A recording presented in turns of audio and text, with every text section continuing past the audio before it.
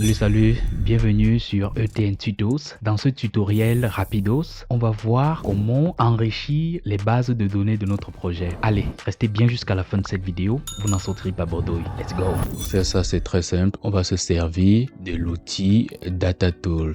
Donc, d'abord, je vous présente le fichier. Supposons que c'est ce fichier qu'on veuille ajouter la colonne statut ou notation. Donc là, j'ai mis quelques éléments au pif pour l'exemple. Donc, disons qu'on a cette liste d'éléments contenus dans la maquette, notamment des poteaux. Bon, je vous montre rapidement comment je fais pour avoir ça sur Excel. Tac. Là, j'ai déjà un jeu de recherche qui va me sélectionner tout ce que je veux. Et ici, je peux prendre l'inspecteur de sélection.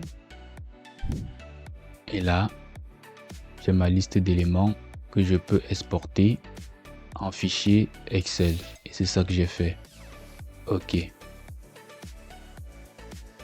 On va chercher une propriété que l'on veut n'importe où ici là, qui existe à la fois dans notre fichier Excel et dans notre maquette 3D. Donc là, il y a l'identifiant qui peut clairement nous aider à faire cela. Donc ici, c'est ce qu'on a à la première colonne, les identifiants. Et on a comme ça pour chacun des éléments de nos poteaux. Donc là, pour le coup, on peut se servir des identifiants pour repérer nos éléments. Donc voici en fait l'outil qui va nous permettre de faire cette liaison là. On va venir ici créer nouveau. Je peux nommer ça comme je veux. Je veux dire par exemple new. Voilà. Et ici, je sélectionne le type que j'ai. Donc là, hop, j'ai un fichier Excel. Donc je vais choisir le format Excel. Et il faudra installer ce pilote là. Je vous mettrai le lien en description pour pouvoir télécharger ce pilote pour les bases de données. OK, une fois sélectionné comme ceci, on peut cocher ça pour avoir les propriétés permanentes dans l'outil.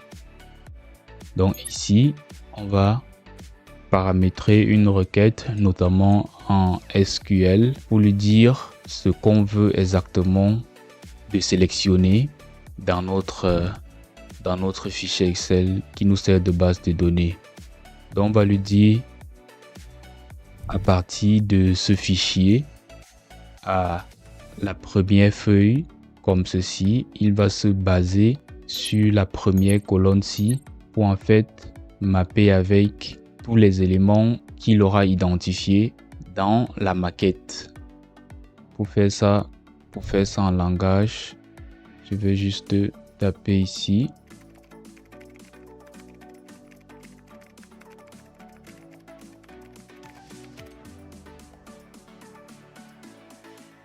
Donc là, on vient de lui dire en langage SQL qu'il va sélectionner les éléments de la feuille 1 dans Excel, comme on peut voir dans notre fichier.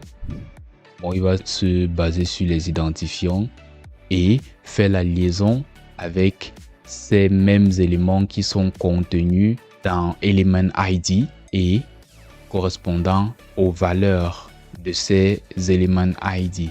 Donc, en gros, c'est ça ici. Puis vous copiez cette ligne de commande aussi en commentaire et vous aurez juste de temps en temps à jouer avec les variables. Donc là, on a fait la liaison, mais vraiment pour spécifier quel compartiment on devra ajouter, c'est ici que ça va se jouer. Donc là, on va juste mettre add field. C'est en fonction des colonnes qu'on veut voir apparaître dans Navisworks en termes de nouvelles propriétés. Donc là, par exemple, j'ai mis comme ça status et notation pour l'exemple. Donc on peut les ajouter et il faut écrire de la même façon. Là, je peux copier même. Je peux copier ça comme ça. J'ajoute. Donc là, c'est le nom qu'il y a dans Excel et on peut mettre la même chose ou on peut même changer le nom qui va s'afficher lors du paramétrage ici. Donc pour le coup, comme ça, on peut laisser, on ajoute notation. Et on peut décider que dans Navisworks, ça s'affiche juste Nota. Ok. Là, on a spécifié tout ce qu'on veut. Et maintenant, ici, on va choisir notre fichier proprement dit. Donc là, hop, je vais me localiser. Voilà, là, j'ai pu trouver le fichier. Je valide. Ok. Et là, c'est bon. Et on peut faire comme ça et rajouter une panoplie. Donc là, je vais juste laisser ce qu'on vient de créer pour qu'on voit ce qui s'est ajouté. Donc là, si je clique sur n'importe quelle photo, là, j'ai la colonne New qui s'est ajoutée.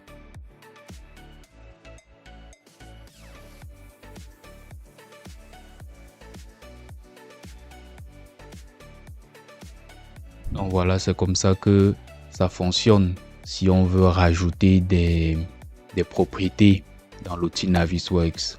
Et si vous voulez partager ça avec vos collègues ou peu importe les contractants, donc vous pouvez faire une publication et surtout vous assurer que cette option est cochée pour qu'on ait ça qui apparaisse dans le fichier NWD que vous allez partager. Voilà, l'enrichissement des données dans l'outil Navisworks n'a plus de secret pour vous. Allez, on se dit à plus dans la prochaine vidéo. D'ici là, portez-vous bien. Ciao, ciao.